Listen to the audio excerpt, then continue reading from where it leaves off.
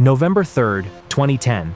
4:47 a.m. Otay Mesa, San Diego. DEA agent Marcus Holloway is staring at infrared satellite images when he sees something that shouldn't exist. A heat signature, underground, moving. Pull up grid section D-7, zoom in.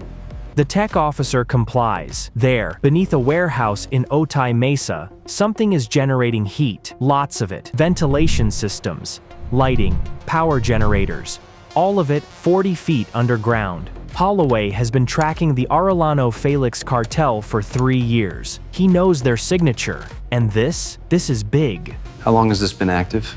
Based on energy consumption, 6 months, possibly more. 6 months, a fully operational tunnel right under the border, and they're only finding it now. Holloway picks up the phone. Wake up the task force. We're going in tomorrow night. What Holloway doesn't know, he just started a countdown, and on the other end of that tunnel, someone is listening. Before we go deeper into this story, take a second to hit that like button and subscribe. It helps this channel grow and lets us keep uncovering stories like this, the ones buried deep beneath the surface. Oh, I have to get back to work. Let me show you what $2 million in construction costs buys you in the underground drug trade. The tunnel runs 2,100 feet, over 600 meters, from a warehouse in Tijuana to a warehouse in Otay Mesa, San Diego. That's 7 football fields, underground. But this isn't some crude hole in the ground. This is engineering, steel-reinforced walls, concrete flooring, rail tracks for moving product, ventilation shafts every 100 meters, LED lighting, hydraulic lifts at both ends, even a drainage system for the rainy season. The tunnel cost the Arellano-Félix Cartel approximately $2 million to build. It took 8 months. The engineers who built it are specialists, former mining engineers, construction workers, electricians. Men who know how to work underground without leaving traces on the surface. These engineers are paid well. $50,000 each. Enough to change their lives. Enough to keep them loyal. Or so the cartel thinks. But there's a problem with paying engineers that much money.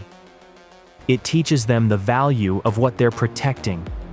And right now, sitting in that tunnel, protected by those steel-reinforced walls under those LED lights, is something worth far more than $50,000. Approximately $22 million in cash.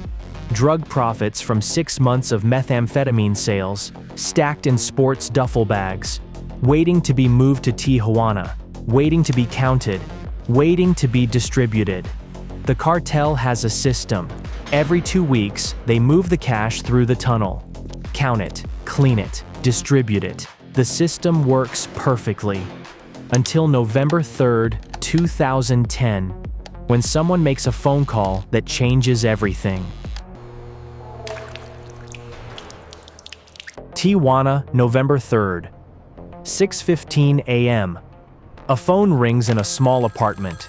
The man who answers it has worked as a tunnel engineer for 8 months. Let's call him Diego. Diego doesn't know the caller encrypted number, voice distorted, but the message is clear. DEA found the tunnel. They're raiding it tomorrow night, November 4th, around 10 p.m. The line goes dead. Diego sits in his kitchen, coffee getting cold, hands shaking. He has 2 choices. Tell the cartel, warn them, save the tunnel, keep his job and his life. Say nothing, let the raid happen, lose everything. But there's a third option, one that Diego and 2 other engineers have been discussing for months.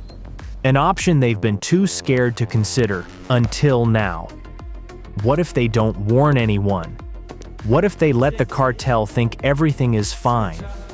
What if, in the 36 hours before the raid, they move the money themselves?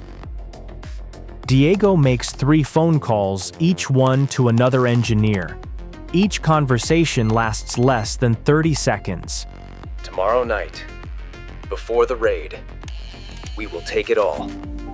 Here's what makes this plan insane. They have to move $22 million in cash through a tunnel that's about to be raided. They have to do it without the cartel noticing. They have to do it during a narrow window when the tunnel is least monitored. And they have to trust each other completely because if anyone talks, they all die. November 3rd, 2010. 2 p.m. DEA San Diego field office. Holloway is briefing the task force. 30 agents. FBI. DEA. Border Patrol. Everyone wants a piece of this. We will enter tomorrow night, November 4th, at exactly 10 p.m. We will strike both sides simultaneously, Tijuana and San Diego. Full tactical teams. We want everyone inside that tunnel arrested. Someone asks, What about the money? Intelligence suggests they're storing cash there. Could be significant. Millions. Maybe more. the room buzzes. This isn't just a tunnel bust. This is a financial knockout. Take the tunnel, take the cash, and the Arellano-Félix Cartel loses their primary smuggling route and their operating capital. It's the kind of operation that makes careers. Holloway assigns teams, coordinates with Mexican authorities, plans the raid down to the minute. We need this airtight. No leaks. If they know we're coming, they'll empty that tunnel and disappear. What Holloway doesn't know, the leak already happened, and right now, 3 engineers are planning the biggest theft of their lives. November 4th, 2010, 10 a.m. Tijuana. Diego meets the other 2 engineers in a parking lot. Let's call them Hector and Luis. They've worked together for 8 months. They trust each other, sort of. As much as criminals can trust anyone. The raid is tonight, 10 p.m., which means we have from 8 p.m. until roughly 9:30, 9:45 p.m. to move the money. How much time does that give us? About an hour and a half, maybe a little more if everything goes perfect. The cartel rotates surface checks earlier in the evening. After 8 p.m., they usually assume the tunnel is quiet until midnight. That's our window, but we must be gone before the DEA hits at 10 p.m. An hour and a half to move $22 million? 22 million weighs about 480 pounds. Split across 12 duffel bags. We can move 2 bags per trip, 6 trips. We can do it if we keep it tight and don't screw up. Luis looks nervous. And if the cartel finds out? Diego doesn't answer. They all know what happens if the cartel finds out. The plan is simple. At 8 p.m., Diego enters the tunnel through the Tijuana side. His normal job is to check the ventilation systems. At 8:15 p.m., Hector enters through the San Diego side. His normal job is to maintain the rail system. They meet in the middle, load the duffel bags onto the rail carts, move the bags to the San Diego exit. Luis waits with a truck, loads the bags, drives to a storage unit they've rented under false names. By 9:45 p.m., the tunnel is empty, the money is gone, and the cartel has no idea. Roughly 30 minutes before the DEA raids the tunnel, these 3 engineers are going to rob their employers of $22 million. What could possibly go wrong? November 4th, 2010, 8 p.m., Tijuana. Diego descends into the tunnel, clipboard in hand, flashlight, radio, everything normal. The entrance is inside a warehouse that the cartel owns. 2 guards at the surface, but they don't follow him down. Nobody likes going into the tunnels. Claustrophobic, dark, easy to get lost. Diego reaches the bottom, 40 feet underground. The air is cool, the ventilation hums. LED lights stretch into the distance. He walks 300 meters. Then he sees them 12 duffel bags, stacked against the wall. Zippers closed, heavy. Diego unzips one, stacks of cash, 20s, 50s, hundreds. More money than he's ever seen in his life. His radio crackles. I'm in. It's Hector, coming from the San Diego side. Copy. Meet at marker 7. They work quickly, 2 bags onto the rail cart. Push it 300 meters toward San Diego. Unload. Go back for more. The tunnel is silent except for their breathing and the scrape of the cartwheels on the rails. First trip, 2 bags, 8:23 p.m. Second trip, 2 bags, 8:37 p.m. Third trip, 2 bags, 8:51 p.m. They're ahead of schedule. Everything is working. Then Diego's radio crackles again. But it's not Hector. Diego! You down there? It's one of the cartel's surface guards. Diego freezes. Yeah. Checking the ventilation in Sector 4. Boss wants a status update. Everything good? Everything's fine. Should be done in 20 minutes. Copy. Diego's heart is pounding. They know he's in the tunnel. If they come down to check, he keys the radio. We need to move faster. Fourth trip, 2 bags, 9:03 p.m. Fifth trip, 2 bags, 9:16 p.m. Sixth trip, 2 bags, 9:28 p.m. Done. 12 bags, $22 million. Moved from the center of the tunnel to the San Diego exit. Now comes the hardest part. Luis is waiting on the surface with a truck, but there are border patrol units everywhere. This close to the raid, security is tight. Diego and Hector load the bags onto the hydraulic lift. Send them up, then climb up themselves. They emerge into the San Diego warehouse. Luis is there, engine running. Load it! Quickly! They throw the bags into the truck, 12 bags in 90 seconds. Luis drives away at exactly 9:31 p.m. 29 minutes before the DEA raid, Diego and Hector lock the tunnel entrance, wipe down surfaces, make everything look untouched. Then they leave. Separately. Different routes. Diego crosses back into Tijuana. Hector disappears into San Diego. By 9:45 p.m., the tunnel is empty. The money is gone. And nobody knows. November 4th, 2010, 10 p.m. Holloway's tactical team breaches the Otay Mesa warehouse. Flashbangs. Battering rams. 30 agents pouring through doorways. Clear! Clear! Moving to the tunnel entrance!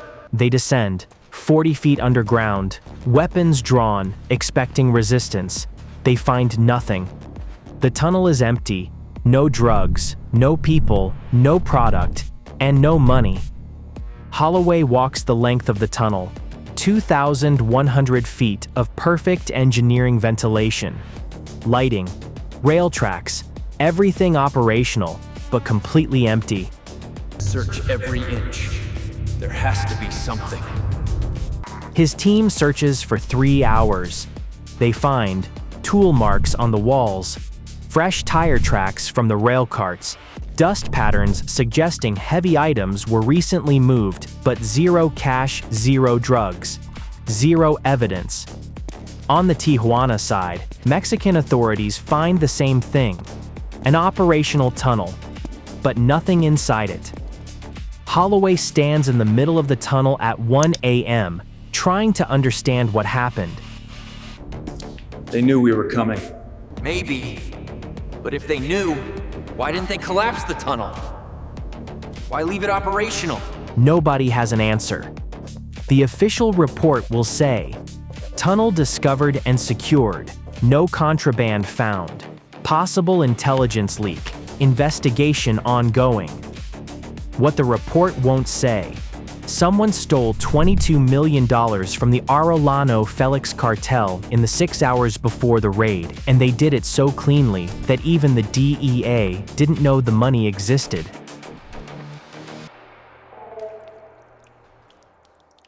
November 5th, 2010, 8 a.m., Tijuana. The cartel discovers the tunnel has been raided. They also discover the money is gone. $22 million. Vanished. The cartel boss, a man who doesn't forgive mistakes, asks one question. Who knew about the raid? The answer, only a few people. Mexican police. American DEA. And the engineers who maintained the tunnel. Within 24 hours, the cartel starts asking questions. Where is Diego? Where is Hector? Where is Luis? Diego is gone. Last seen crossing into Tijuana on November 4th. Then nothing. No credit card transactions, no phone calls, no social media. Vanished. Hector is gone. His apartment in San Diego is empty.